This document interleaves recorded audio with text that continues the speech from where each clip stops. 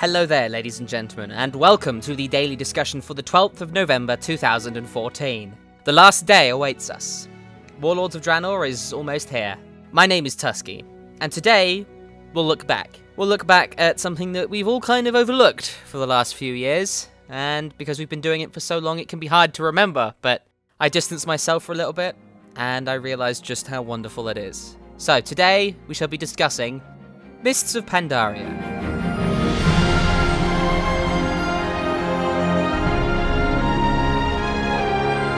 Mists of Pandaria. One of, if not my favourite expansion. It's hard to really see how great an expansion is when you've been playing it for so long, so recently. But I personally think that this will be one of the better, if not the best remembered expansion a year from now. It started out with a mixed reaction from everyone, really, including myself. I wasn't really sure what to think, you know. Will it be serious? Will it have everything in it that World of Warcraft has come to have? Will it have the great stories, the dark kind of undertones to all of the heroism? And really, when I got round to playing it, it blew my expectations out of the water. The Pandaren, as a culture, have really shown the Alliance and the Horde how much their war can destroy people's lives. It's been a story of civilization, culture, a story of war, a story of change. I mean, just look at all the main characters that we've been following for such a long time now. Jaina and her dramatic change after Theramore and her struggle to deal with all of the horrors she's seen. Vol'jin and the people that betrayed him. Garrosh tried to have him killed and very nearly succeeded, and his story of redemption in the Lower's eyes and figuring out just who his people are is quite dramatic, really. Lor'themar, a wonderful character who has to figure out what's best for his people. Should he abandon the Horde? Should he try and find his way to the Alliance? And when they turn him down, when they try and kill his people, what does he do then? Stuck in the middle. What can he possibly do? You have Varian Wrynn and his son Anduin and their continued story together. Varian trying to figure out what's best for his people, even as the Alliance does pretty well in terms of military conquests. Varian's trying to figure out just what he should do about the Horde and what's right. And of course you have Anduin, a fantastic character who, in his naivete, just tries to make people get along, who tries to understand the Pandaren and realize the potential that they have to bring peace to the Alliance and the Horde, bring peace to the world. You have Rathian, a scheming little black dragon whelpling, essentially, who is desperate to avoid the mistakes that his father, Deathwing, made, all the while struggling to deal with the fact that he has seen the end of Azeroth. He has seen the darkness that comes for us, and he is desperate to do whatever it takes to stop it, to protect Azeroth, even if it means screwing the people that protect her over. You've got Sunwalker Dezko, a magnificent character who came to Pandaria chasing visions, and his two sons and the horrible things that has happened to him has not stopped him from being a kind and compassionate Tauren who maybe one day has a chance of helping there be peace. And you've got so many others. Admiral Taylor, General Nazgrim. All of the various characters that we know and interact with throughout this story have changed, and their characters are really, really interesting. And really, this is a story of darkness.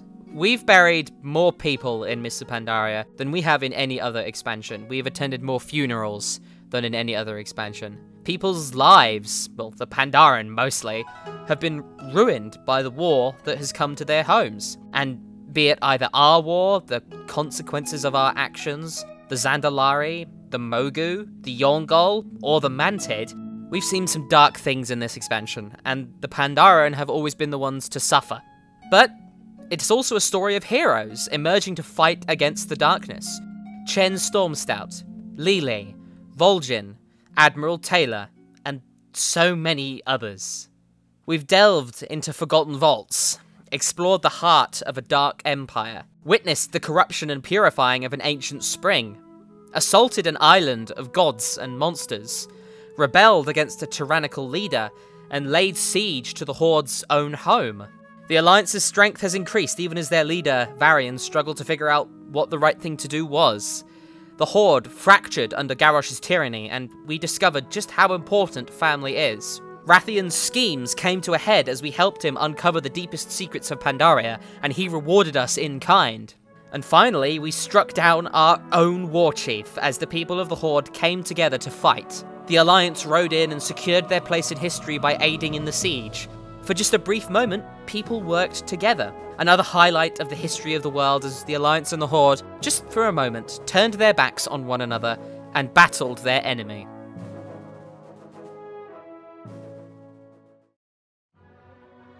But Mists of Pandaria was much more than just a story. Oh no, we've had some new things as well. The Monk was introduced, a class representing the balance that the Pandaren revere. Its signature abilities are still popular today. It introduced the Pandaren, a sprawling civilization unlike anything we've ever seen before. A fantastic culture of balance, harmony, family, and friends.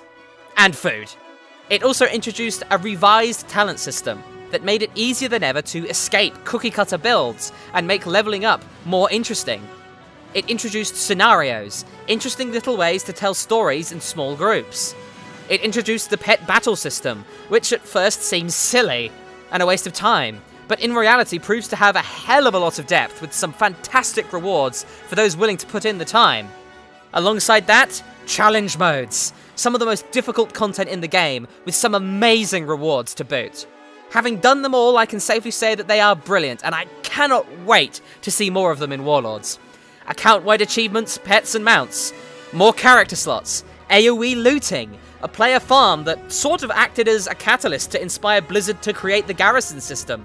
You've got cross-realm zones, a black market auction house, and all throughout, the various patches.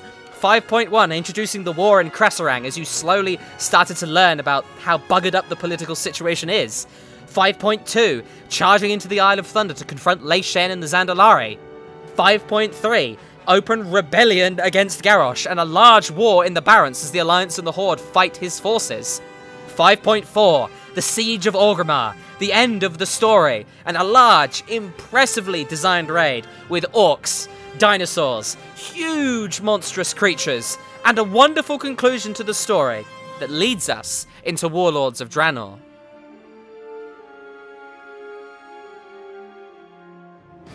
On the PvE side of things, you saw a weaker first tier, unfortunately, but a fantastic second. The Throne of Thunder was easily my favourite instance in Mists of Pandaria. Such a great sprawling zone with magnificent enemies, a great feel, and just fantastic encounters. The third tier was equally strong, and features a sprawling raid of epic proportions, fighting the orcs, clearing out the Veil, helping to purify the corruption, fighting your way into Garrosh's dark fortress, seeing what he's done, the dark horrors that he's unleashed. We saw some problems with healing in the form of Discipline Priests and their absorbs, tanks and their vengeance, and warlocks and their insane DPS. But such is the nature of a game like World of Warcraft, and it certainly helps build a strong legacy for this expansion. Remember, we'll probably be looking back and going, oh, do you remember that? Yeah, that was pretty insane. We've been through that. On the PvP side of things, we saw new battlegrounds and arenas, and the prevalence of stronger healers meant that crowd control was more important than ever. Correctly timing your crowd control spells in arenas was incredibly important, and pressurizing the enemy team in the right kind of way, either by bursting or constant AoEs and going into dampening, was incredibly important, and it created a really interesting dynamic in the player versus player environment. And with the Horde and the Alliance war bubbling over and getting even stronger, you saw a lot of people get into PvP, and it's been just as interesting as ever. And really, let's just level out here. I could talk for a very long time about the ups and downsides of Mists of Pandaria, but I decided to not do that. I decided to talk instead about what we should remember, because really remembering all of the ups and the downsides isn't something that we need to do, not us, just the consumers of the game. It's important to remember the mistakes of the past, but right now, I think that there is an important message in Mists of Pandaria, and it's this. Holy shit, look at how big that guy's arm is. Lots of masturbation. The times we spent exploring the world, the first kills of the bosses. Get him down as soon as you can. Yes! Yes! Fuck yes!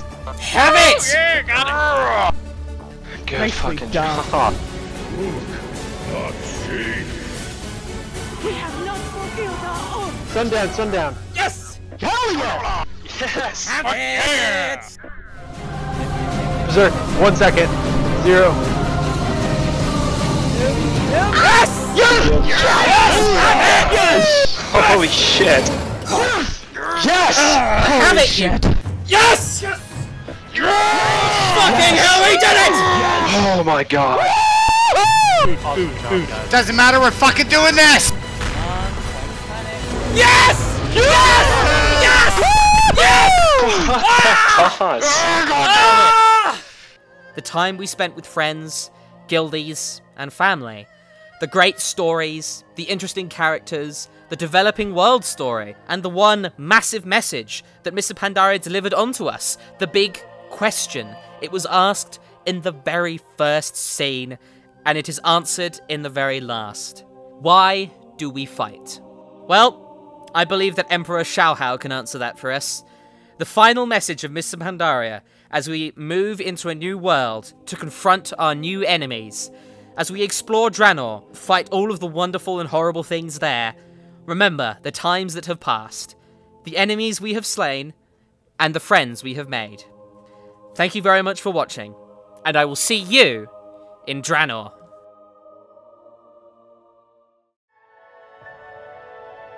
Do not despair the damage that was done here.